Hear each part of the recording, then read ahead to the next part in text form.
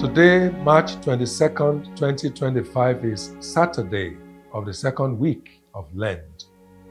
The theme for our reflection today is the Father who delights in mercy. My dear friends, the scripture passages of today, Micah 7:14 and following, and Luke 15, verse 1 and following, provide us with a profound resource to meditate upon concerning the infinite measure of God's mercy and the depth of His love and compassion, as demonstrated in how He shows pity and grants pardon to sinners and offenders. In Luke chapter 15, Jesus, on the one hand, employed the analogy of a shepherd who lost a sheep, a woman who lost a coin, and a father who lost a son, and how they went out of their ways in order to restore them to their custodians. He used that to describe the unrelenting love and painstaking effort that God makes to redirect the sinner who goes astray and lead them back from their errors. These parables show the active love of God in seeking out those who go astray and His care for His people even when they are in sin. The prophet Micah, on the one hand, insists that there is none to be compared with our God.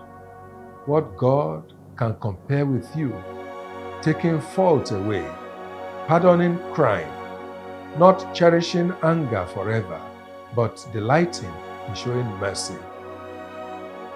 Like the father of the lost son in the gospel, God is faithful despite our infidelities, strong and steadfast in His love for us, that He does not give up on us nor repay us according to our faults. Rather, as the heavens are high above the earth, as far as the east is from the west, so far does He remove our sins and heal us of our iniquities. However, dear friends, these passages of Scripture do not only invite us to contemplate God's inexhaustible store of mercy and how lavishly He forgives. They also show us how much we need God's mercy as the right medicine for freeing us from the misery that sin imposes on us. Prodigal son in particular shows us that no effort is too much in seeking God's mercy, and our personal pride should not stand in our way of getting access to the mercy of God. The young man realized how wretched and full of misery he was while he was away from home and far from his father.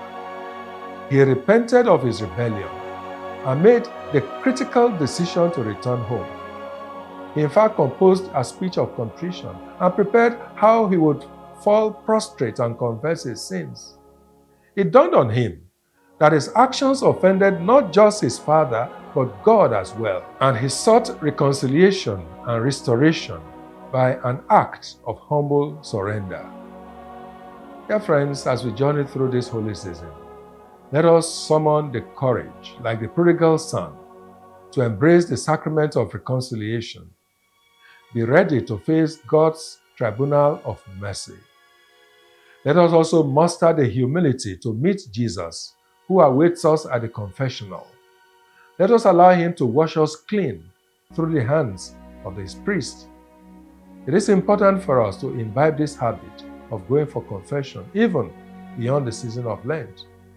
Remember always that God neither condemns nor dismisses us on account of our sins.